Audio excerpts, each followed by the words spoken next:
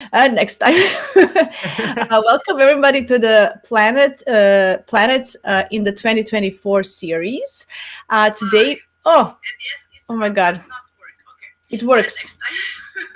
Do you see Oh, the echo? Instagram Live is working? Yeah, I hear an echo right now. That's not good. It sounds like it's on your end, if I'm not mistaken. No, I'm taking it out. I can't do this. No, I'm listening to myself. Sorry, everybody. I can't do this. Okay. Hello, everybody. I tried to do Instagram Live at the same time, but I hear the echo, so I'm not gonna do this. Well, remember Welcome to my Mercury is still channel. in Huh?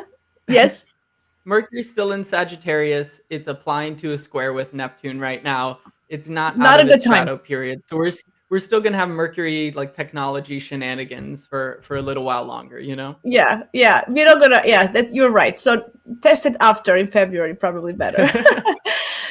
Anyway, I want to thank everybody for coming to my channel. My name is Jasmina Brozovic, and I'm an astrologer, a modern astrologer. And today, in the series of planets, planetary transits of 2024, today we're going to talk about Mars. And I have the best person to talk about Mars. It's Caleb from Heavy Metal Astrology. Hello, Caleb. How are you today? I'm really well, Jasmina. I'm really stoked to be here. Awesome.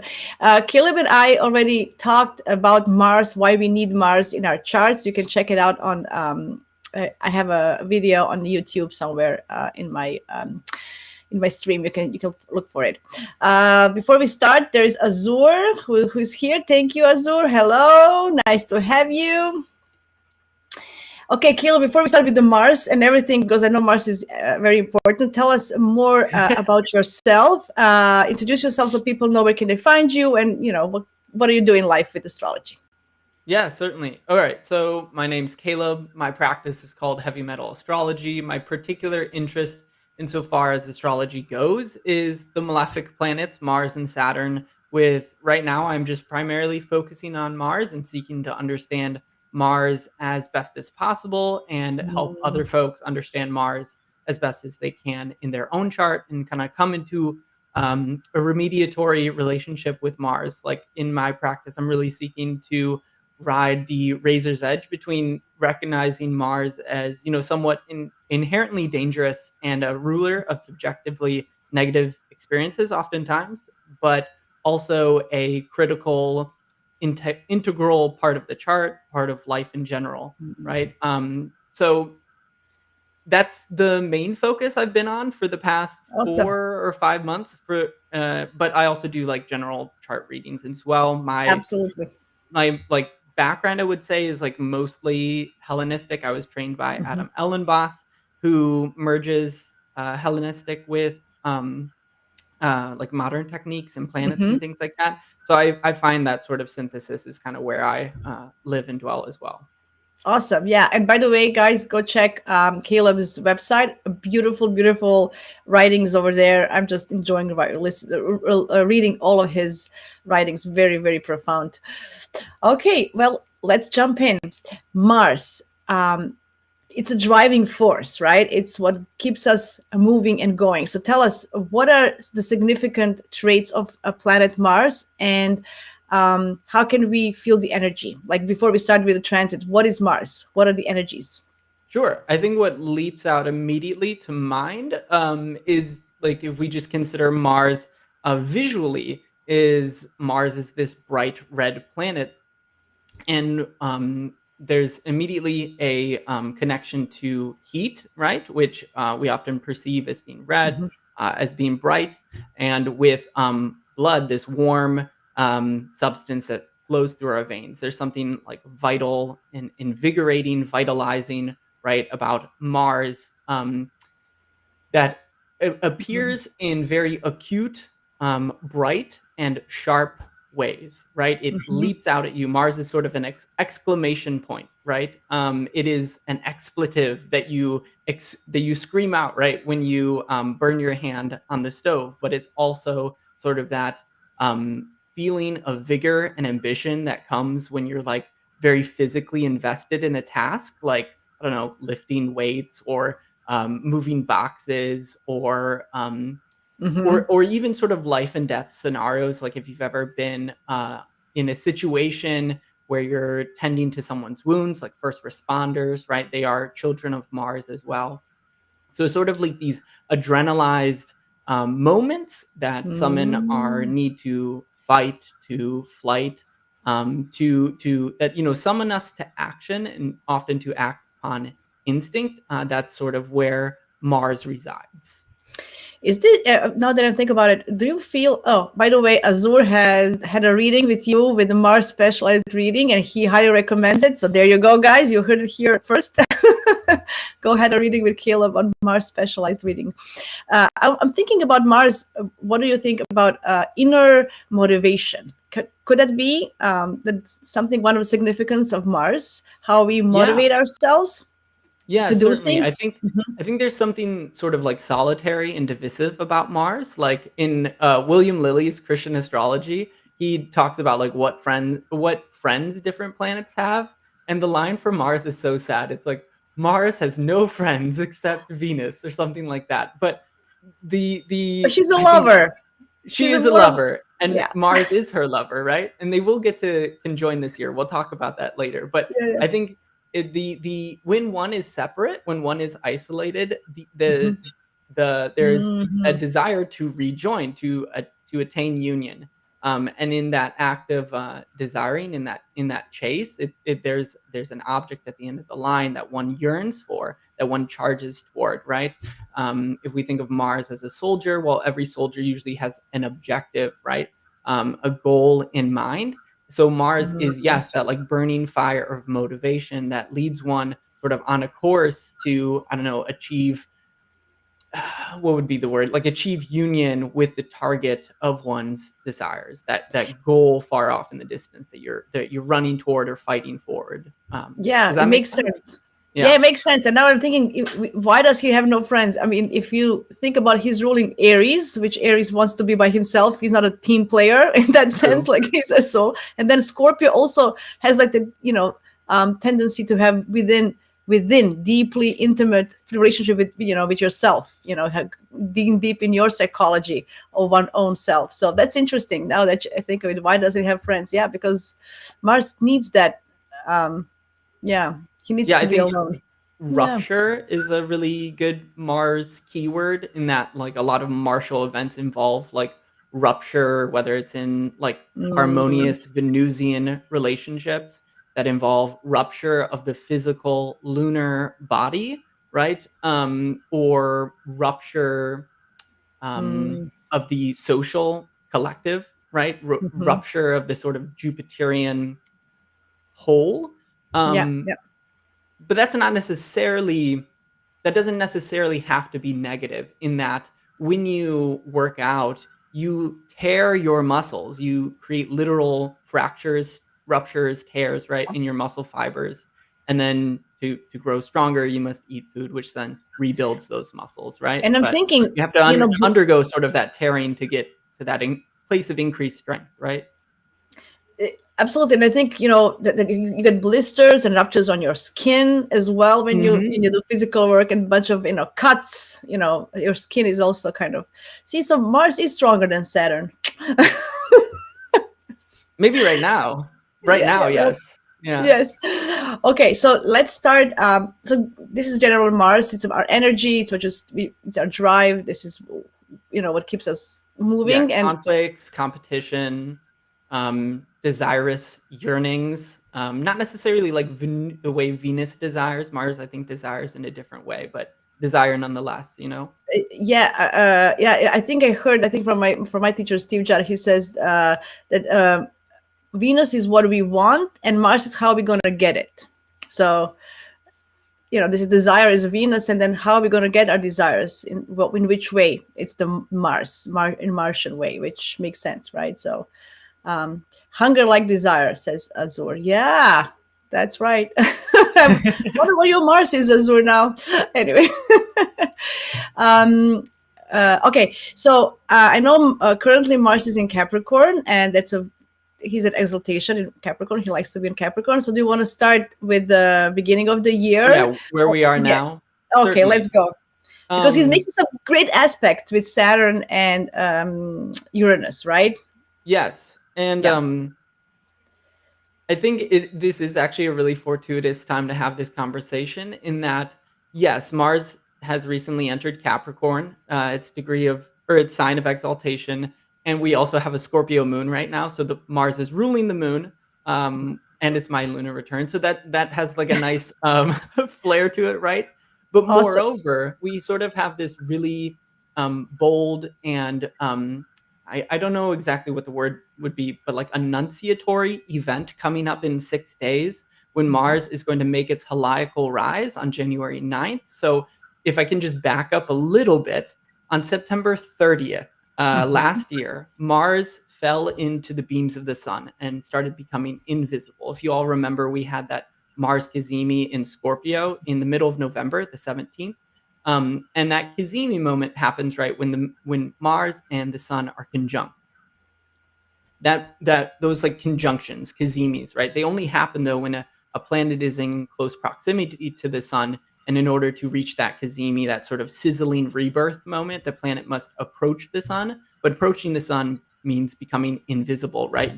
Becoming sort of like combust, burnt out, desiccated, and dried and outshone right by the sun. So we haven't even seen we haven't had a visible Mars, like one that we can go out and see in the sky since September 30th.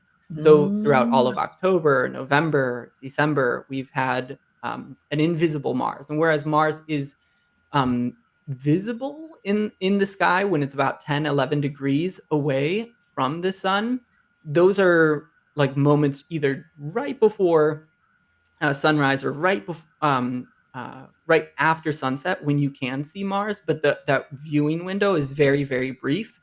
But on January 9th, Mars will hit 15 degrees of separation from the sun and become much more visible. And that distance of 15 degrees is sort of the general guideline for when a planet is under the beam. So we'll finally have Mars out of the beams of the sun, visible. And when a planet makes that moment in Hellenistic astrology, it's called Mhm. phasis.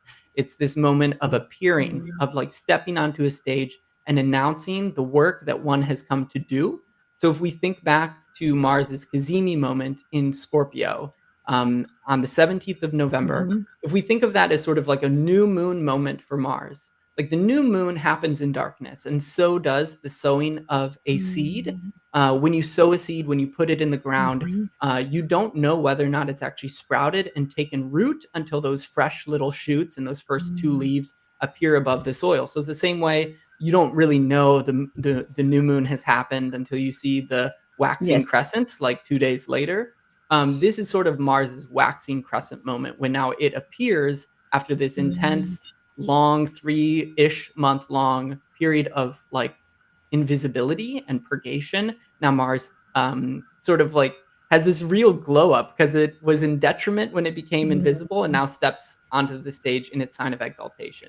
And we So, sort of get to find out, well, what started in mhm. darkness during that Scorpio Cazimi is now Mhm. ready to be debuted. Does that make sense? And I become like that. visible and Yeah. So seen. whatever we kind of planted, now we're gonna see the first things of It's that. yeah, it's starting to So take root, right? Whatever yeah. you initiated around that time, whatever started for you then.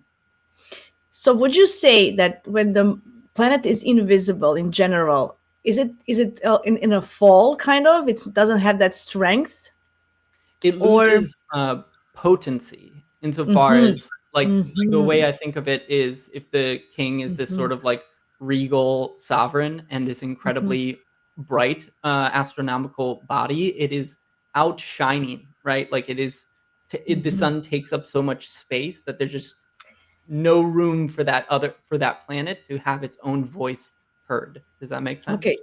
So Yeah, it's not that strong, but let's say, it's not sure. potent enough. So not that strong. So now it's actually getting its strength back. So it's getting stronger, stronger, and more potent. And it's in Capricorn, which is extra layer. So Right. that's why Yeah, it's this a is very good month to do things. And okay, go on. Yeah, Yeah. and in general, this is, I think, the strongest Mars will have all year. This is the best Yes. condition Mars will be Mhm. in uh, for pretty much all of 2024. We will have Mars in Aries later on in May, but that entire time Mars will be co-present with the North Node, and we can talk more about that when we get there. But there will be an inherent instability to that time period that will, whereas I think it will be good for Mars, it probably won't be good on a collective level. Yeah. Makes sense. Yeah, I'm excited. Like I booked my whole January full. I'm using Mars. It's going through my fourth and fifth house, depending on this house system, and I'm just doing it. I'm doing it, and then I'm gonna rest later. You're getting very creative, but in a very productive way, right? Yes, yes, Yeah. that's how I embrace, because this is going to be a lot of Capricorn energy. We have this new moon coming up, and then we have Mercury and Venus joining, and Sun will leave, but it's going to be a lot of. It's a whole Capricornian month in the sense, right? So, Completely. anyway, digression. Go ahead, tell us more. Tell us more about January Mars then. All right, so in January, I think the biggest thing to note is that Mars is going to sextile Saturn, which is, right, its domicile lord, and then also make a trine to Jupiter. I think more than anything else Mars is doing in January, I'm really excited for the Mars-Jupiter trine, in that, like, Mars-Jupiter together lends this sense of, like, victory.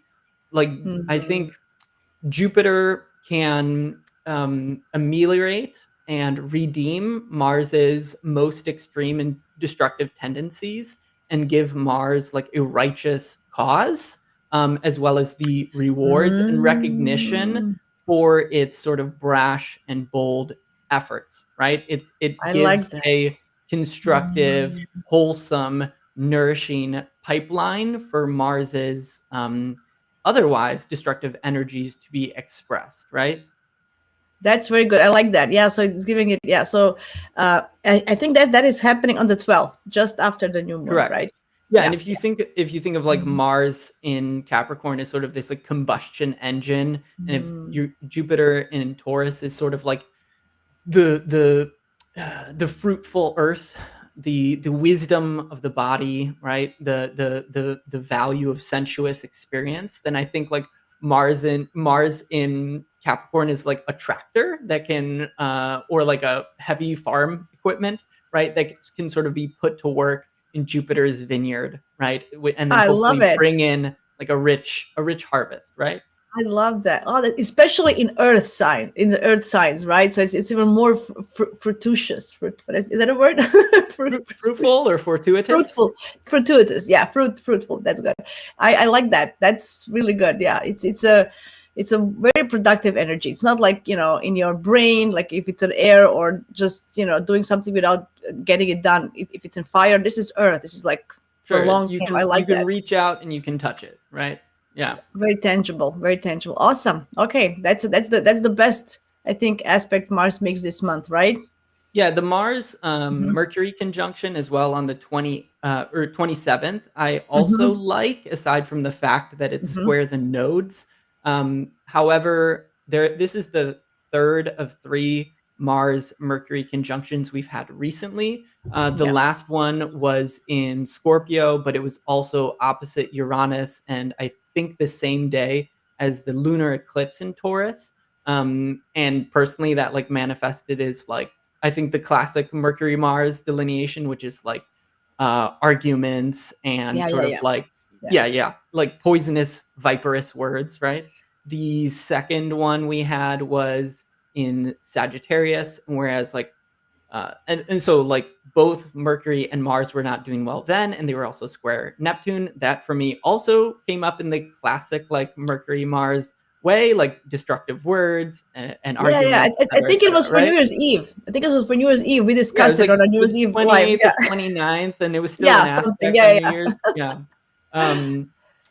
So then, but this one is much more productive, right? So we have like Mercury direct, both Mercury and Mars visible, with Mars exalted, and I think this is a really good time for like strategizing, right? If Mercury is sort of the mind, communication, articulation, compartmentalizing things, picking apart details, then Mercury Mars together here is just going to be a really like productive day in which one could like set their mind to like a mental task, but maybe accomplish a lot along those lines, especially maybe one related right to earthy things, right? So I don't know if you're just trying to like get your budget straight, or you're trying to maybe map out the architecture of your year, like sit down with your calendar and like put it Yeah. all up. What is this year going to look like? I think that's Yeah. a good time to do that, you know?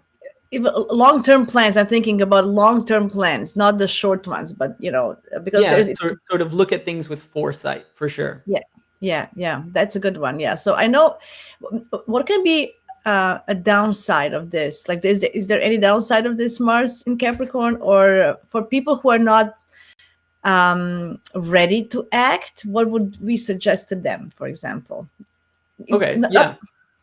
That's a good question. The only downside, I think, is that Mars will, like I said, square the nodes while it's passing through Capricorn, and sort of activate the generally chaotic nature of the nodes, Mhm. right? The way they sort of can bring fluctuations of fate, sort of unexpected events that cause you to quickly shift on Mhm. your feet, right? And adjust as sort of your life exhales some things and inhales others. That being said, like if you're not ready to, I don't know, hop on the Mars and Capricorn bandwagon and act very boldly, I mean, I think even starting small, like Capricorn, yes, is like a very ambitious sign, but it also recognizes that the path to the mountaintop is sort of just Mhm. like one step at a time. So even starting small and taking concrete concrete steps that are like incremental is like a pretty valuable Mm. Capricornian thing. It doesn't have to be like going to the gym and, I don't know, Yeah, yeah, working yeah, out yeah, for yeah. 2 hours straight. It can be, I'm going to wake up like 15 minutes early and just stretch. It doesn't have Yes, to be I like that. incredibly ambitious.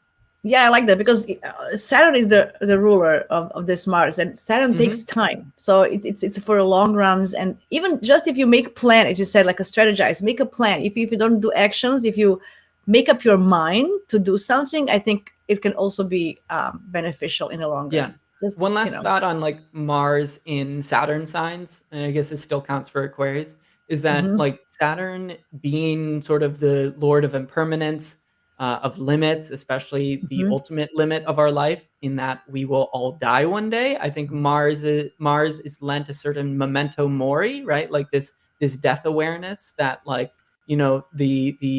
um, the best time to act is now, because nothing is guaranteed, right? yeah. Your life could be cut short at any moment. Sort of Mars can act in Capricorn and Aquarius with this keen awareness that like nothing lasts forever, and therefore it's like this way of evaluating Mm, actions, and it's like, well, is this a judicious use of my time, knowing that my time is limited, right? That is, I think, also like a value of Mars in Cap yeah. or Aquarius. Yeah, I'm Yeah. thinking after Mars is Sagittarius, who likes to have fun and likes to slack. When this Mars comes in, like, no more. This was enough. I'll go back to Well, work, kind of a feeling, Mars right? and Sag is very enthusiastic, but Yeah, it's a lot of talk. But Mars and yeah, Capricorn knows that actions speak louder than words, so sometimes it's yeah, best to just not talk and do instead, right? yeah. That sounds good. Yeah, awesome. So you heard it here, guys. First, use this January energy. Before we go to Mars in Aquarius, anything else you Sure. want to mention for this That's Capricorn? it for Mars and Cap. Besides being Okay. stoked about it. Okay. So Mars goes to Aquarius on February 13th. Yeah, the 12th, 13th, and immediately conjoins Pluto in Aquarius, hmm right? Pluto moves Yes. into Aquarius on the 20th of this month, and Yeah. Mars will immediately conjoin it, when it enters, Woohoo! right? Yeah, I know. That's gonna be Very. bombastic Valentine's, pre-Valentine's, guys. Just I'm letting you know, use it well. Well, so like I know in modern, I'm not modern, right? But I know, isn't in modern like Pluto considered a higher octave of Mars, Yes, like sort of yes, it like is. Yes, you're it's like completely right. So the this is like Charizard to Mars's Charmander or something. It's like the it, evolved form. it's bombastic, literally. So you have to know how to deal with that energy. It can be really too much to handle. Let's say.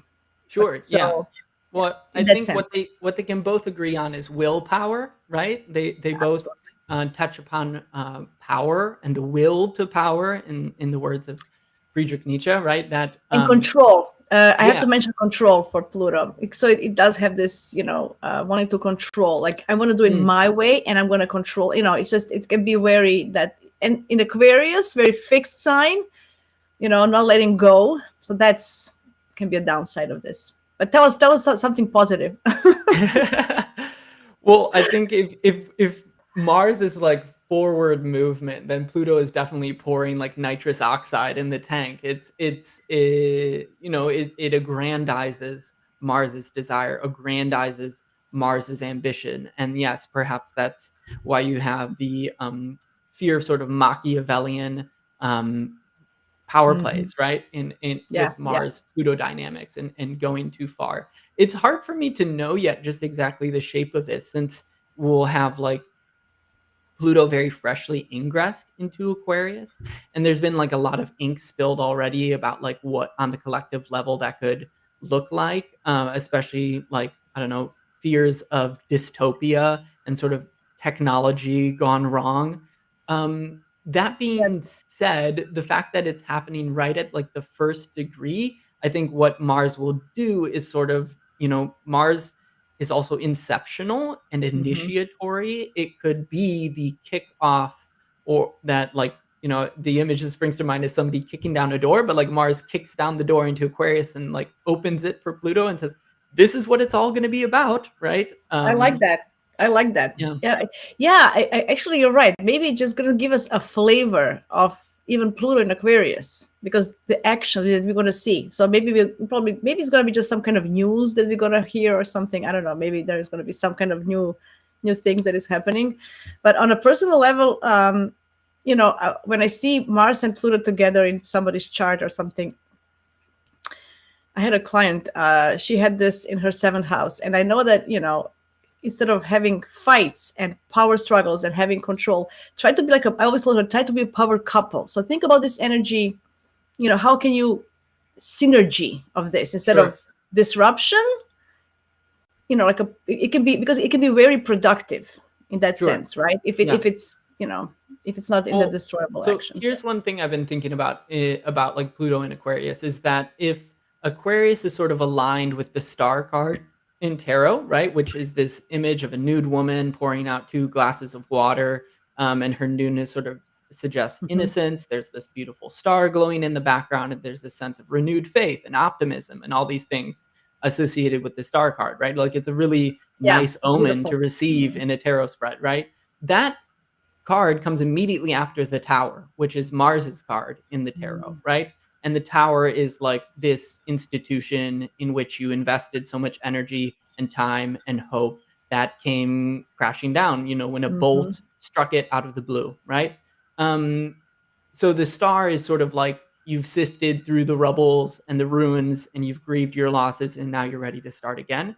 And I think Mm. Pluto sort of acts in that same way, where like at least in my own life, as I've backtracked through the two sort of Pluto transits that I've lived through, is that there's this like intense initiating event, this inceptional moment, right, where Mhm. something, the foundations of something is Yeah, shaken, right, and then the rest of the transit is sort of grappling with that. yeah. At least that was my experience of like Pluto and Sag and Pluto and Cap. So I'm expecting something I similar know. to happen, where it's like, and maybe Mars will be a part of this, where it's like Mars or Pluto in Aquarius is very like this, dramatic shift from Cap to Aquarius, and Yeah.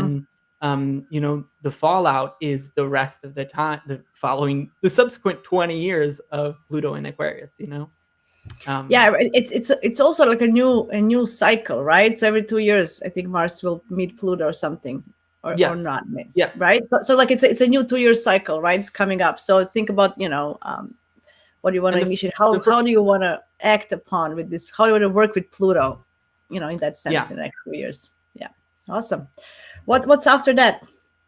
Well, speaking of 2 year cycles, we may as well skip ahead to March when Mars enters Pisces. There are like some squares. Oh, wait, actually, I don't want to skip over that.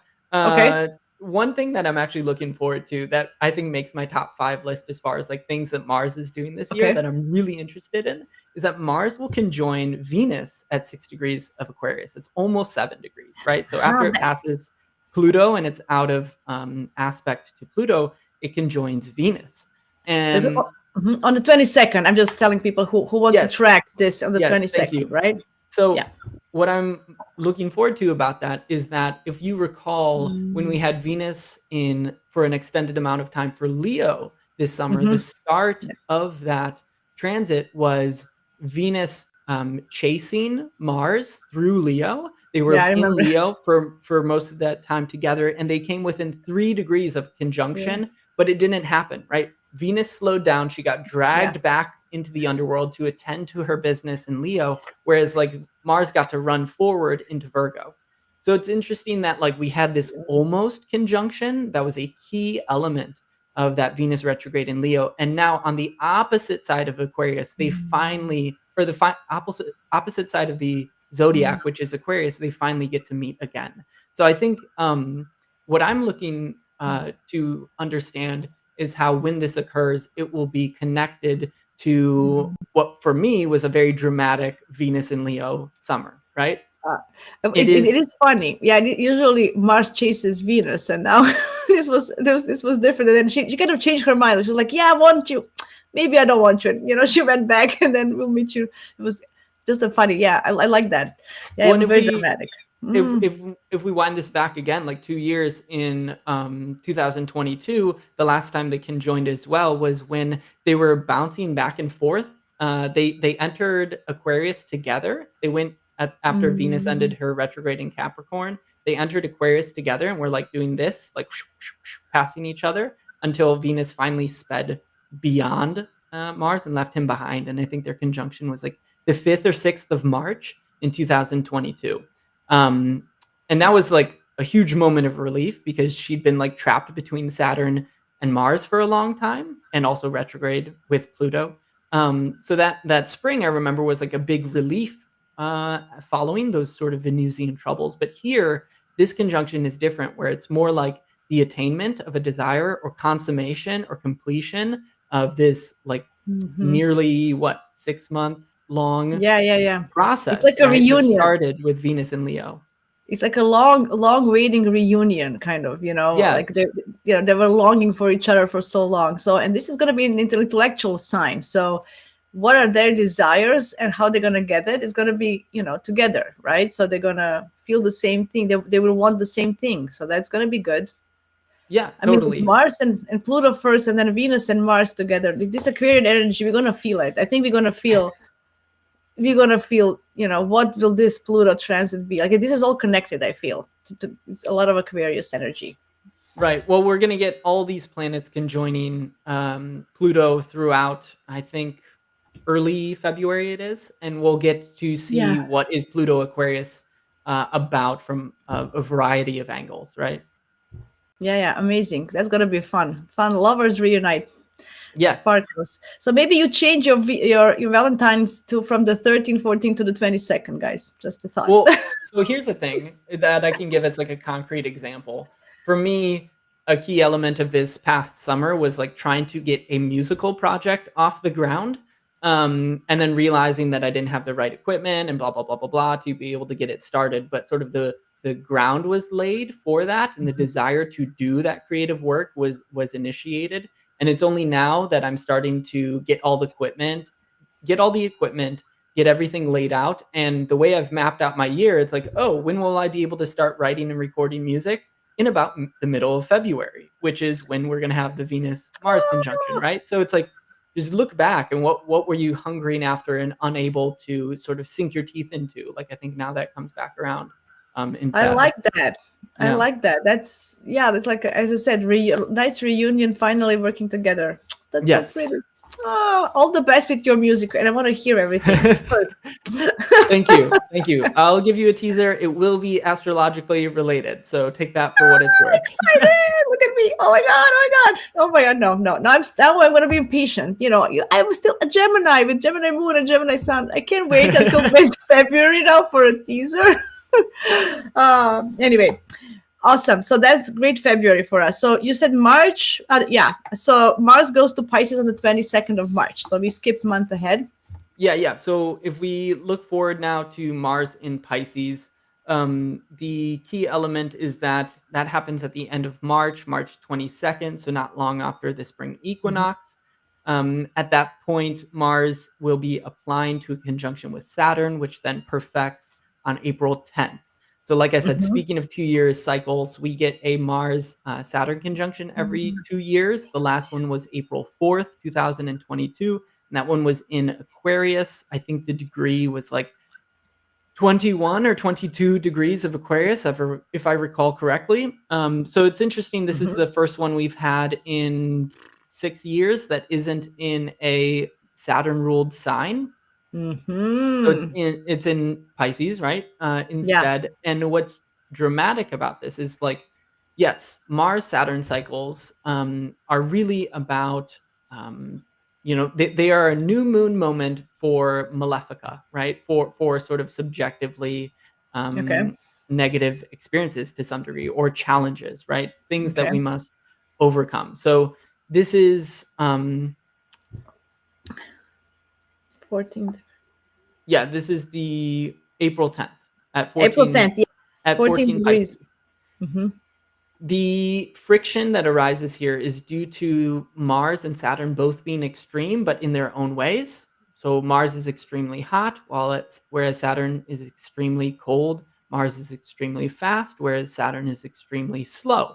So when they are conjunct, the Mm-hmm. tension arises from those inherent contrarieties. You could think like aggression versus depression, right? I And can, I I think can, I can. Sorry to interrupt you. I can justify that because I have that in my natal chart. I have oh, exact gotcha. conjunction with Saturn, and Mars in Leo. So, Oh, good. like I think we 10 talked minutes about that apart. during our first live. Yeah, Yeah. because it's so I know that. Yeah, feeling Yeah. anyway. So like this tension of it's a frustration of willpower, right? Because I Yeah. think generally speaking, when these conjunctions roll around, Saturn you could see as having the upper hand. And it's Mars's willpower frustrated because it meets this immovable force in Saturn. Like Mars wants to go, go, go, but Saturn just wants it slow, right? So I think we can see this as being the closing of one cycle, which the last one when it occurred was just at the start of the war in the Ukraine. And a lot of those moments in the Mars Saturn cycle were intimately tied into that conflict. And now we have all kinds of conflicts brewing around the world. So it'll be interesting to see what happens then, And yeah, and especially. both. Sorry, both Mars and Saturn are not very. They're not very happy in Pisces anyway. Yeah, So that's. they each get like a decan in Pisces, right? Saturn Mhm. has the first decan and Mars has the third decan in Pisces, so Okay. they have some strength, but Mhm. not a whole lot. I think Mars, if I recall correctly, has triplicity rulership by night, if I recall correctly. So I don't like know by Mars, heart. I took a workshop on trapezoid rulers, but I don't know by heart. It's I'm still trying to memorize them all, and it's hard for me to bring it's to hard. mind sometimes. You have to Um, print. I have to print it actually and put it in my little book, so I have a reference every time I look at it. no, Anyway, go that's ahead. helpful to have those things on your desk for sure Yeah. during consults. But yeah, so the most dramatic thing about this conjunction, Hmm. though, is the fact that 2 days prior, when the conjunction is applying and less than a degree and a half away, Mars will be the ruler of an Aries total solar eclipse, right? This really nasty eclipse that is Yeah. conjunct Chiron, right, at 19 degrees of Aries, I believe. And if we look at sort of like the transit of the North Node through Aries as sort Yeah. of this adrenalized return to conflict and war, which has played Yeah. out on a world stage, then this I think will be, with Chiron in the mix, this sort of like Hmm. revisitation, contemplation of like what is the value of conflict when it leaves so many folks traumatized, right? I see like a conversation perhaps cropping up, or even like peace movements cropping up of people saying like, no, we don't want this, right? And that's why I want to say that like Mars is not just the warrior, but also activists and those who fight Yeah. for just Yeah. causes. Yeah. And if we think of Mars and Pisces, Mars is subsumed to Jupiter's desires, and in Pisces, what the desire is for unification, Hmm. for things to be brought into an all-encompassing whole, much the same way that like water can take anything into itself. The ocean can soak up Mm. anything, right? The ocean is this massive place that can swallow up anything, right? So here I think we could, like on a personal level, tap into sort of Mars as the spiritual warrior, right? Where the Mm. aggression of Mars is redirected towards sort of Neptunian compassion, the extension of mercy and grace, the fierce devotion to fighting one's own demons and also fighting sort of the demonic energies of greed, hatred, anger, and ignorance, right? Um, yeah. I'm thinking with Saturn there together with Mars in Pisces. I think about refugees, like a sea of refugees, because all of these wars. I just feel like it's gonna be, like they're gonna start. We're gonna see more and more. Okay, they're gonna move. They're gonna physically will be showing up. The consequences of all this fighting. That's a good point actually, because I think when Mars had its retrograde station last summer, there was actually a headline in the news about a refugee ship, unfortunately sinking, I believe, somewhere in the Yeah, yeah, Mediterranean. But yeah, the fluid movements of yeah. peoples. There's sort of like a refugee imagery in that Saturn ruled decan as well. So yeah, that's actually a good point. And then you Um, said missionary work. I'm thinking about people going and wanting to save the others, like missionaries going to the war zones or around, hmm. and Yeah, like humanitarian yeah, aid yeah, for sure, yeah, for sure. yeah, Yeah, yeah. that's So a that good could be point. also a topic. Yeah, yeah, but maybe. Yeah, I don't think it's gonna be a closure of the war. Unfortunately, No. I don't feel it. I don't feel it. The No, I whole mean, this year with the snows, right? The whole year with the snows, I don't see it, to be honest.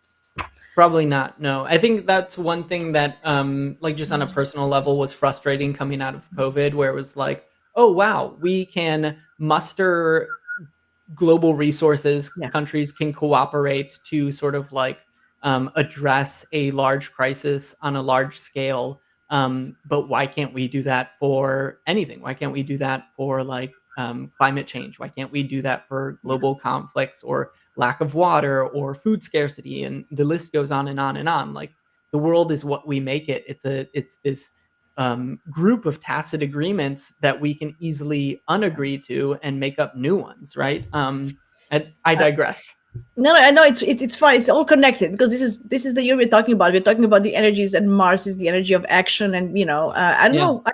I don't know where I read this. Was it Threads or Instagram? Maybe even you posted, reposted. I see so many things that somebody mentioned, instead of using AI just to discriminate writers, why can't we just make robots who would clean up all this mess, like the environment? Like use sure, AI for sure. good things. So that can maybe we can see. Anyway, I'm just thinking about it. Maybe somebody can come in, not human, and clean it up after humans. We'll see. Okay, digression over. What is next? What is happening? So Mark? towards the tail end of Mars's transit through Hmm. Pisces, you do get a conjunction with Neptune at 28 degrees, almost 29 degrees. So like right at the tail end of Yeah, Pisces, yeah. you get Mars conjunct Neptune. My Mars conjunct Neptune delineation is kind of my whole rant that I just went on about sort of Chogyam Trungpa Rinpoche's notion of the spiritual warrior.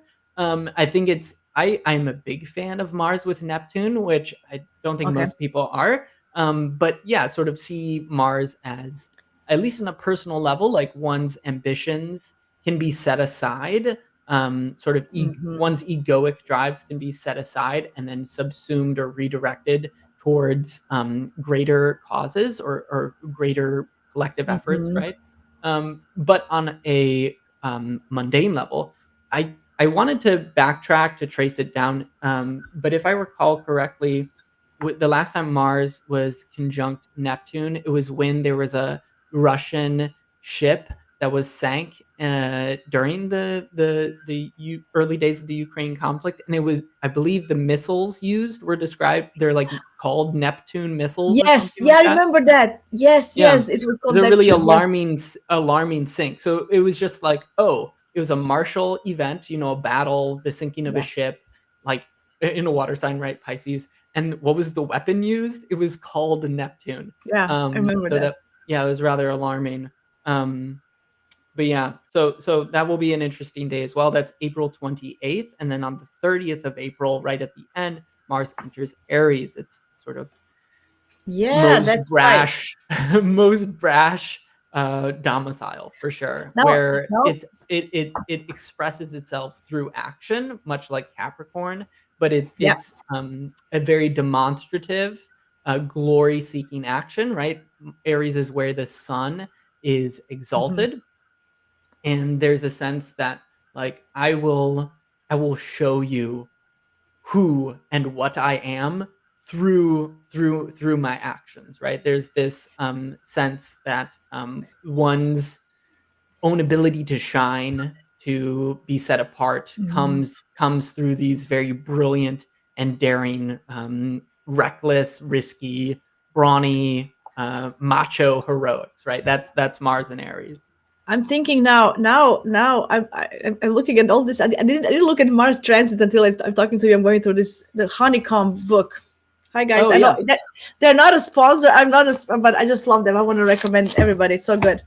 On a personal level, first of all, my seventh house starts at 28 degrees Pisces. So I have Oh, Neptune, interesting. Mars conjunction. That's on my DC, and then I have 3 days later Mars sextile Pluto on my south node, 2 degrees of Aries. Oh goodness. You'll have a very busy end of April, it sounds like. That's I don't beginning, know. yeah. Having Mars Neptune conjunct on the degree of if that I don't know if that's like your DC or at least your seventh house cusp.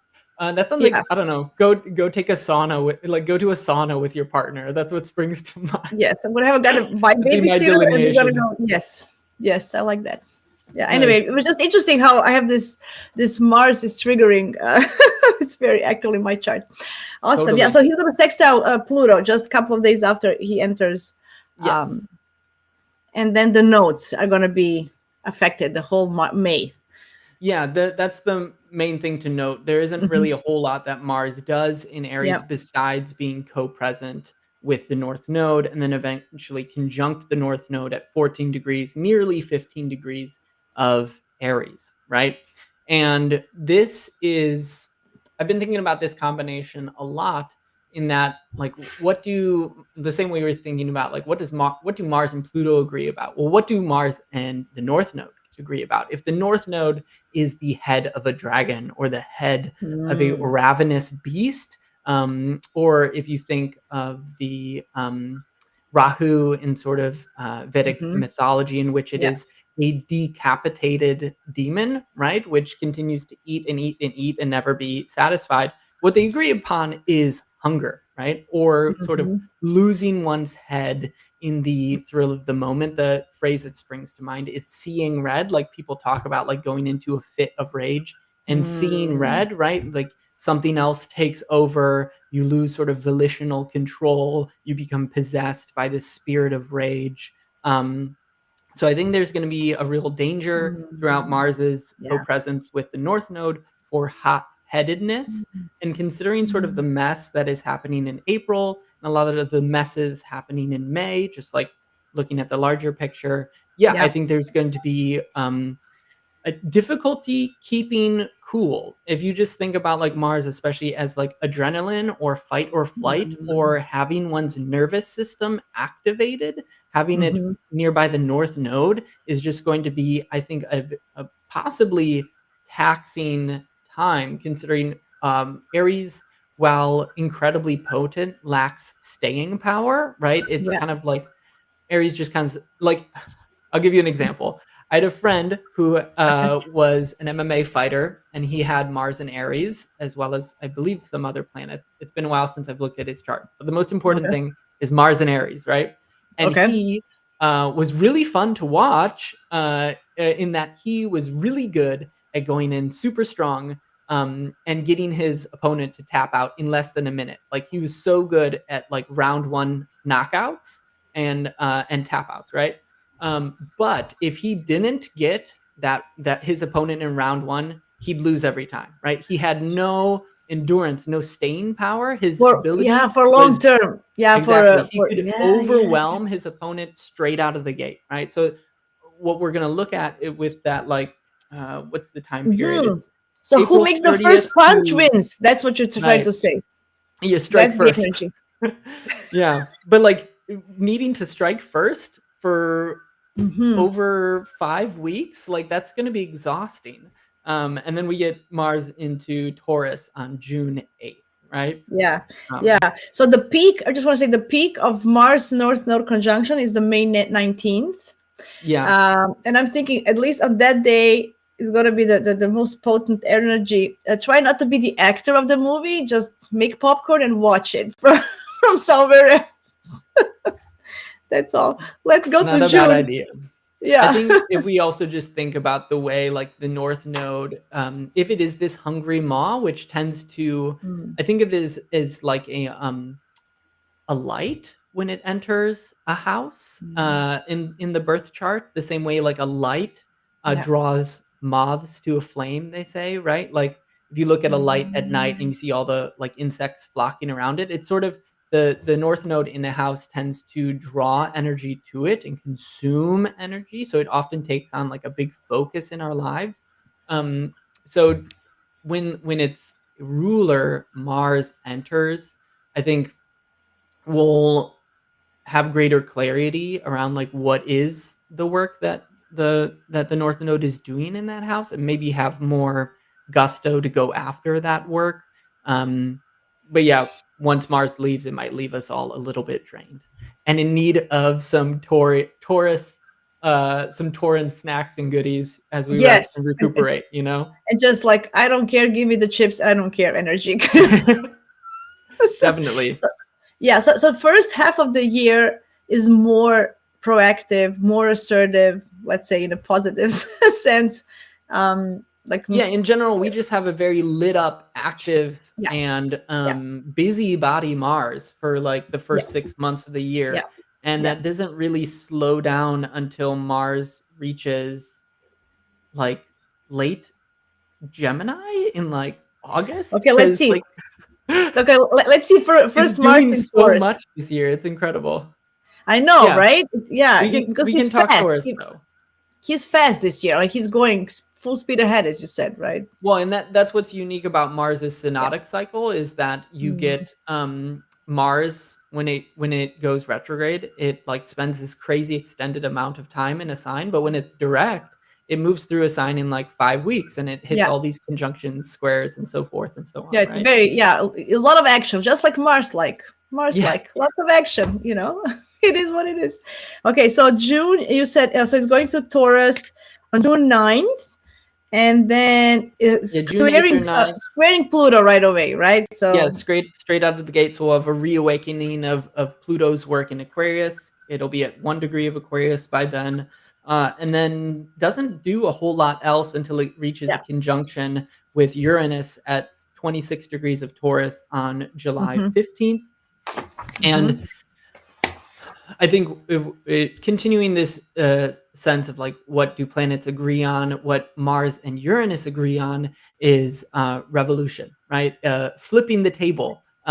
There's a Beastie Boys album called I Don't. It's either a song or album, but it's called I Don't Play Any Game That I Can't Win. I don't play no game that I can't win, or something like that. Yeah, yeah, And I yeah. think Yeah. yeah, like Uranus and Mars agree, like, you know, if I can't win this game, it's not worth playing. I'm going to flip the board Mm, and start something else instead. And although Uranus is sort of like revolutionary work, I think has been in Taurus less martial, I guess, in tone, right? yeah, Than yeah, you yeah. usually get for Uranus. It's been productive nonetheless. Like I have a friend who's a labor reporter and recently told me that 2023 was one of the best years on record for labor movements, and See? that like it was a really valuable time for striking workers to gain extra benefits and better Hmm. pay, right? So that seems like a key Uranus and Taurus theme. Mars coming to Uranus and backing Uranus up, right? Like joining Hmm. Uranus together there. The danger though is that they'll also be conjunct Algol, which is sort of this fearsome Mm. star that is currently at the tail end of Taurus. End of Taurus. Yeah, And yeah. Hmm. yeah, there's a lot of ink spilled about like the fearsome quality of Algol and it as sort of this much like Pluto, this sort of like this like amoral will that is relentless, right? Yeah, And yeah, yeah. sort of the quality of Mother Nature, not as our mother, but something we also contend with, So, right? Something that is fearsome, that defies being cute and cuddly, right? At do times, you and feel that we instead can being feel that? Do you feel that we can sense some or see experience some natural disasters at that time? yes. I think Mm. like there have been a couple key moments throughout the past several years where it was like most recently with the Iceland Yeah, yeah, the volcano. volcano in Yeah. Iceland where they said, "Oh, we think it might erupt soon because there have been these tremors," right? I can't recall, but I believe the moon was conjunct Uranus at the time. Yeah, it was something. Yeah, There yeah. were there was a Uranus activation when that story was published, and I think Mars conjunct Uranus, yes, could be like literal Earth shaking, right? If you think of Taurus as a very stable Earth sign and Uranus and Mars as destabilizing, what destabilizes the Earth, but like earthquakes, earth shakes, right? Um, I hope nothing happens. I'm planning to visit Croatia next summer. I'm going to spend there 2 months, and that's a very shaky thing. They had a lot of awful earthquakes there in the last couple of years. Anyway, for your hopefully, sake, I hope it's a relatively peaceful time, but we'll see if the astrology allows that, yeah, you know? we'll see. We'll see how it goes. Anyway, yeah. So just I'm thinking about Mars and Taurus in general. Gardening. It's going to be June, July. Spread it outside. Do your gardens. Do your, Yeah. it's a That's beautiful the way. that's the most valuable use of Yeah.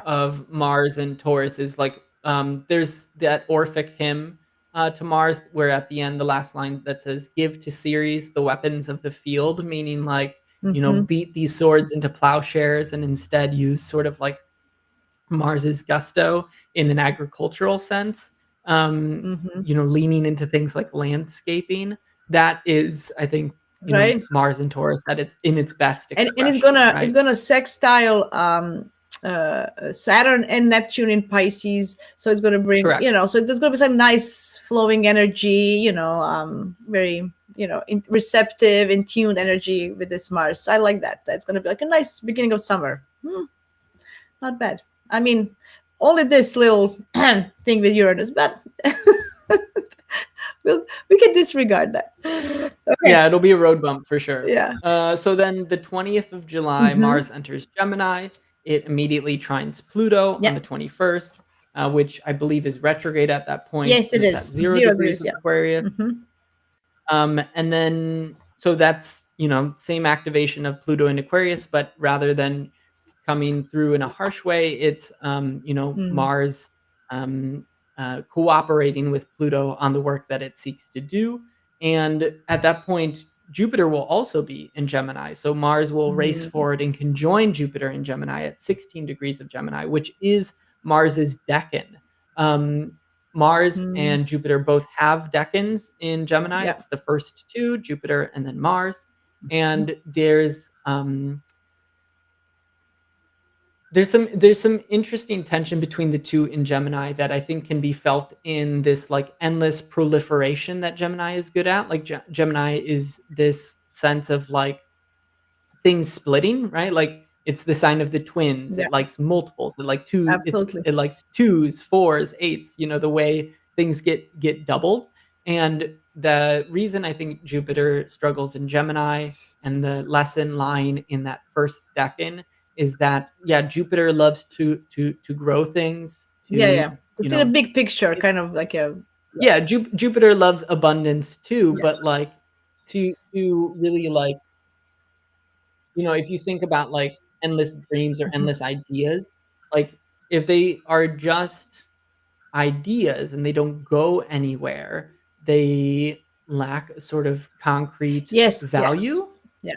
And I see the subsequent Mars ruled decan being about like a sharp mind, which can cut through the many different potentials, dreams, ideas, whatever is being generated by the mind there, and pick one, right? Cut away the dead fruit and say, I'm just going to focus on this Yeah. single path. And that's kind of what the Lover's card, which is representative Mm, of Gemini, is about too. Like, I'm going to commit to this person. I'm going to commit to this path. I'm going to commit to this new opportunity, which is before me. So Mars in conjunct Jupiter and Gemini is being a time where it's about like, mm-hmm. okay, Jupiter entered the Gemini house of your chart, and Jupiter has offered you a lot of cool ideas Mm-hmm. about like things it could do in Gemini. But Mars will enter with sort of a judicious sword, a judicious approach, and say, like, no, that won't take root. That won't take root. You need to just pick one bud and invest all your energy here. So using Mars to sort of get shrewd, to think rationally, right? Someone who thinks rationally, we often says, has like a sharp mind. Yeah. So kind Yeah. of cut fact from fiction, and then Yeah, just commit to a facts. thing. Give it the facts. Yeah, But I'm yeah, thinking Mars and Gemini is also very like the words are the weapons, So yeah. And we saw that when we had Mars's extended retrograde in Gemini, yeah, at the end of 2022 and bleeding into yeah, 2023. yeah. I want to say with Jupiter and Mars in Gemini, and it's going to be summer, and people, I just watch out for false news. Although they're kind of together, Well, yeah, and it can be a Mars will lot. be squaring Saturn at the same time. So like Jupiter and Saturn will be squaring each other at that time, and Mars comes in, but on the side of Jupiter.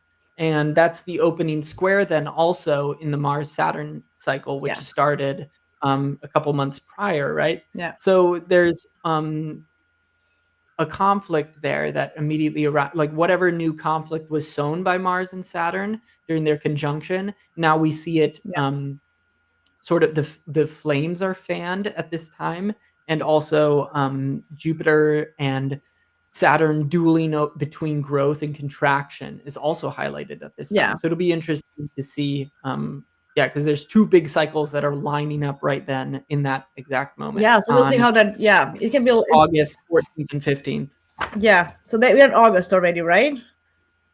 Yes. So let's leap ahead to then September. Yep. There's some squares that Mars does well in Gemini, Yeah, with but Saturn. um, Think about. Yeah. by September 4th, Mars enters Cancer. It's still moving pretty quickly at that point, Mm-hmm. but we should know that by the time Mars reaches Cancer, we're going to have an extended stay of Mars in Cancer. There will be also a period of Mars in Leo, but because of Mars's retrograde, we're basically going to have Mars in Cancer from September 4th, 2024, right, until April 16th, 17th, 2025. Oh my So God. it's like 7 months of Mars in Cancer, except for a short period throughout December and early January. Yeah. So like there's Yeah. about a month and a half long period of Mars and Leo. Yeah. So yeah, that'll be fun. I'm just thinking. I'm just thinking. It's my 10th or 11th house, depending on the system, and it's just Mhm. again work. Anyway, it's okay. We have to work. So what do you think about this? So now this is a long like a Mars in Cancer is not it's not the best position. What do you tell me? Tell me, because I'm kind of Okay, so if we want to seek a valuable use of Mars and Cancer, we need to look at the moon, and we need to question what did the moon and Mars agree upon, and we can find that in like, well, what the moon wants to ensure the growth and continuance of young tender things, and it has a lot to do with food, right? And Mars in Cancer I see as being the recognition that in order for you to live, other things must die. In order for you to keep living, you need to eat like 3 square meals a day, and in order to do that, that means you needed to, or a farmer needed to, kill a cow, kill a pig, take eggs from a chicken. A fish needed to be caught. yeah, physical. Green vegetables needed to be Hunting. ripped from the earth where they were growing, right? Hunting. Yeah. Mars in Cancer is sort of like the violence inherent in a world where things seek to I'm persist and thinking live. also. And So this image came to mind. I'm milking a cow, literally, yeah, yeah, milking the. totally. It's just The anyway. moon has a lot to do with dairy products That for sure that's in why I in thought, yeah, Taurus and milking in a cow. It's Cancer. right there on spot. Yeah. Mars in Cancer. Okay. So I think the reason Mars struggles in Cancer is because it's like if Cancer is like a baby nursery, well, you wouldn't bring a knife into a baby nursery. Like you don't really need fire in a greenhouse where like tender plants are growing, right? It's just Mars in Cancer is like inappropriate, but the way it can be used is and as sense there and as a result there's a sense of like depressed, like suppressed or Mhm. repressed martial energy. If you think of like the moon's connection to kinship, to So, family, connection, you can think of like fighting with family as well. okay, that all makes sense. But now on a global level, I'm thinking, will this ease then the fighting? Because are we going to show more care? Mm. So I was debating this with a friend the other day because I was like, if you look back when we had Mars retrograde in Aries, it was an incredibly destructive Hmm. time period. There were massive wildfires up and down the West Coast. This was in 2020, right? But we had Mars retrograde in a fire sign and in its domicile. So it's like, will Mars, where it has fallen in Cancer, yield a more tame Cancer, like Cancerian retrograde, right? Will we have a less aggressive face of Mars? I think that's possible, but at the end of the day, Mars is still going to yield some sort of destruction. And there were still ongoing wars and conflicts So during yeah, past because Mars because retrogrades in Cancer. yeah, so Mars needs to use the energy, otherwise the energy uses us. We have to use it, otherwise it uses us in It some must sense, it must be expressed in some way, shape, or form. right? And the time Mars is actually most visible is when it is retrograde. Now, that being said, like I know we're talking about Mars and Cancer. It does station retrograde in Leo at 6 degrees of Leo, but Okay, then it walks back go go into go. Yeah, um, please. yeah, it walks back into Cancer by the I have the date up by the six. Nope, hold on. I don't have that information, to be I honest. did all the math on this It's okay. before. Oh, January 6th, a year from today, Mars returns to Cancer Okay. after being in Leo. So um, you get this island of Leo in the middle of all Hmm. this Cancer. And whereas like Cancer is very much focused on extending care and Hmm. compassion to others, Leo is very much about the aggrandizement of the self, the comfortability of standing out, of Hmm. shining, of letting your light shine and be received and recognized by the world, right? And Mars in Leo is a very gladiatorial Mars, right? I know. Leo has a I know. lot to do with like entertainment and like this is sport, right? This is Mars, but like subsumed Yeah. under sort of Not if play, you have a you Saturn on know. the other side, then it's a little bit less, but it's okay. Touche, touche. But that being said, like I think what we'll be playing with during this time of Mars, like on a personal level Yeah, yeah. rather than collective, uh, this retrograde where Mars bounces back and forth between Cancer and Leo is like, to what degree must I fight for myself, and to what Mm. degree must I fight for others, right? Am I um, excessively, what's the word, like It is. It. the image that springs to mind is like, am I spending too much energy, like seeking to glorify my own actions when that energy or action could be like directed towards the care and nurturance of the Yeah. community of which I am a part, right? I think Mars in Cancer can be, fighting for, it can be like a chivalrous knight holding up a shield to defend the It's very downtrodden. So it patriotic. could be like, It's very patriotic. So I'm yeah, thinking, all this fighting is about, my land and fighting for the land.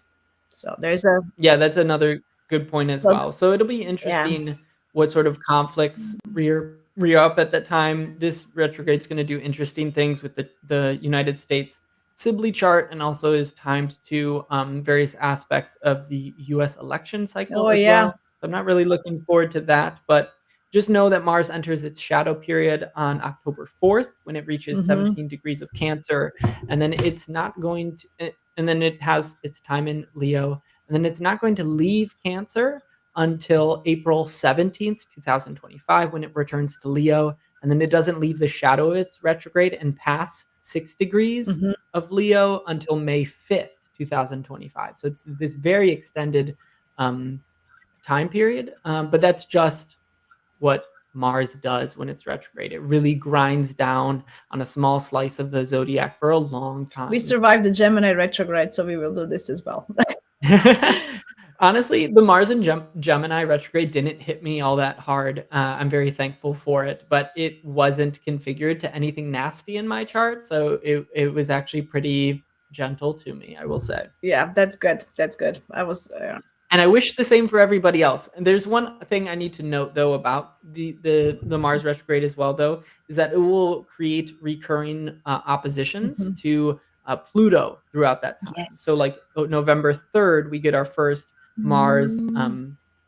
Pluto opposition. At the time, Pluto will have walked back into Capricorn. So that's 29 degrees of Cancer and 29 degrees See, of I don't like that Capricorn. either. Yeah, I don't either, but it's coming for us. Like in the 29 But I think degrees. that is going to be a very loud and dramatic conclusion to the Pluto in Capricorn era, right? Which we've undergone since That's what I'm 2008. saying. It's going to be like a Um, big bang ending of the Capricorn and yeah, Pluto. And Mars in Cancer, as I said, v- fighting for your country, for your home, for your loved ones, for for your your family, ancestry, where you for your belong. chosen family. Yeah. So this one Yeah, on a personal level for and on a global, this is going to be huge. yeah. This one is going to be even huger than the conjunction in spring. Yeah. Definitely. One hopeful thing though about the early point part of that Mars retrograde is that on December 15th of this year, Mercury will conclude Mhm. retrograde itself. It will end a retrograde in Sagittarius, and when it does, it will be exactly trine to Mars That's good. retrograde in Leo. So that Mercury Mhm. cycle will be, I think, will offer key information to surviving Mhm. the Mars in Leo cycle Maybe, as yeah, well. maybe the Since Mars will have recently stationed retrograde, but Mercury's turning direct and looks at Mars and is like, here's some helpful tips, I think. I don't know. Yeah. I don't know what to tell you, but I can't wait for Mars in Libra. After all of this, we need some peaceful at Mars. Trust me. Now that I'm looking at Mars this year, I can't wait for next year to have Mars in Libra at some point. Um, just because I think we need it. It's gonna be feisty Mars year. Yeah, it will be a very feisty martial year, and it sort of ends on a cliffhanger of sorts. In that 2025 still carries much more of that Mars retrograde, and we don't really wrap up that retrograde until like we reach, like I said, until we reach the And springtime. then 2025 Um, is another story with Mars going direct and then Neptune going to Aries and mhm. Saturn and everything. And anyway, that's going to be a whole new chapter coming. Somebody mentioned somewhere, I read it somewhere, so that the 2024 is going to be like a bridge year between the old world 2023 and the new world coming in 2025. It's like a bridge year. Somebody mentioned that. That sounds like something Austin Coppock would say. I know he also used the metaphor of a bridge to describe 2020 as well, because it was like the year that led us Yeah. into the 200-year long uh, what do you call it, period of Yeah, Earth, yeah, yeah. right? It might be him. I was watching his forecast with Chris Brennan. Maybe that's why. Oh yeah, Yeah. yeah, fantastic. But there are a lot of changes coming Mhm. in 2025, so we can see it like 2024. We're sort of wrapping up a lot of key things like Uranus and Taurus and Neptune and Pisces. So Mars is coming in, Mhm. and we're wrapping up Pluto and Capricorn, and Mars is coming in to highlight all of those outer planets and sort of in a very excitatory, bombastic way bring to conclusion what those transits were all about on a personal and collective level. Oh yeah, so Azur also agrees that it mustn't be Austin. Yes, probably. I pick up so many. I listen to so Yeah. many different people. My Gemini brain, I can pinpoint where I heard it, but I know it wasn't. It was probably him. Yeah. So now that Yeah. we kind of wrapped this story up.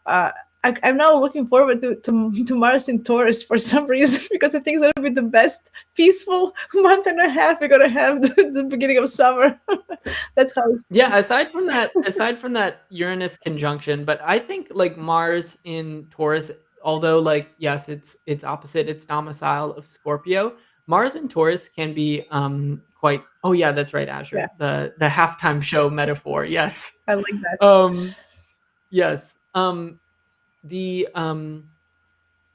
Mars in Taurus, if you've ever like spent time around cattle or spent time on a farm, like cattle, bulls, they're not always gentle creatures, right? Largely and for the Mhm. most part, they are. They're very nice to hang out with. They're very cuddly and cozy, but they're incredibly heavy and incredibly And don't strong. poke them. You do not Don't poke yeah, and them. you don't wanna get in their way, right? And it takes a long time to get, like, a cow going, right? If they're just laying down in the sun, but once they pick up speed, they are like Oh a yeah. wall of Oh yeah. force. So, Mars and Taurus, the difficulty is getting mad in the first place, like, getting going or Red recognizing that flag. one has Red been red slighted. flag. Yeah, yeah. It's difficult, I think, for Mars and Mhm. Taurus to like recognize that they have a right to their anger and that they can do something about it. But once they get going, it's difficult to stop them, right? Because it's Yeah. this like freight train energy rumbling along the tracks. Yeah. You can't just like throw the brakes on a train and it stops on a dime. You can't throw the brakes on like a charging bull and expect it to No, no, stop that's it. on a Once it dime either, starts, yes, right? you're So right. The once it starts going, there's no stopping, no turning back. Yeah, absolutely. yeah. Thank you, Caleb. This was amazing, amazing. This overview of the Mars in this year. Do you have any final thoughts before we finish this up? I really enjoyed this conversation. Thank you. Yeah, Mars is going to be doing different things Mhm. this year depending upon your chart. I think just look out for the all the conjunction moments with Venus, Saturn, Uranus, Neptune, Jupiter, etc. Like and so on. Look to all the conjunction moments as being like Mhm. exclamation points that will highlight like what that transit is about. But perhaps in its most raw and acute form, right?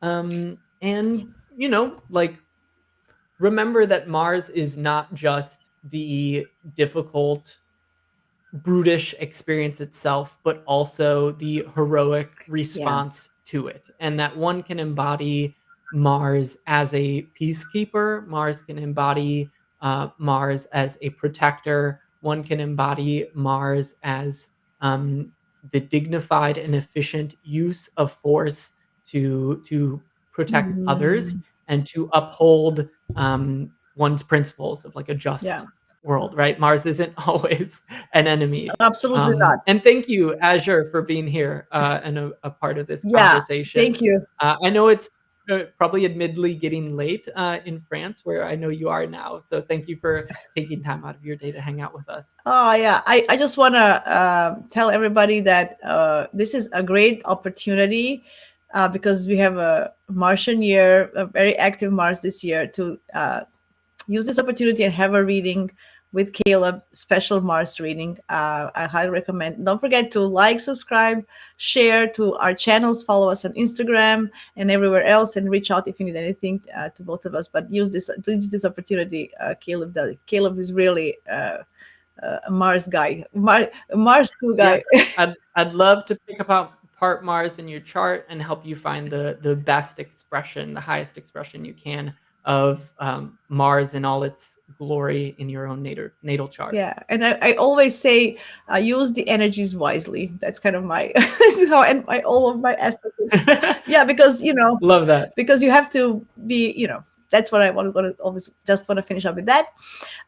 See you tomorrow with Andrew and Andre, and I'm going to talk Andre? about Saturn tomorrow. Yes, we have the Malefic weekend. Awesome. We call it the Malefic weekend. Well, the moon is in Scorpio, so what a fitting way I to, started to with Jupiter join. just to, get everybody going, and then now, anyway, so I'm looking forward to tomorrow and Saturn, and then I'm going to have Sid with Uranus and Hannah with Neptune next week. Nice. Yeah. Thank you so much for your time.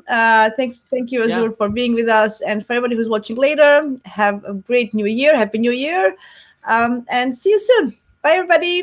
See you soon. Take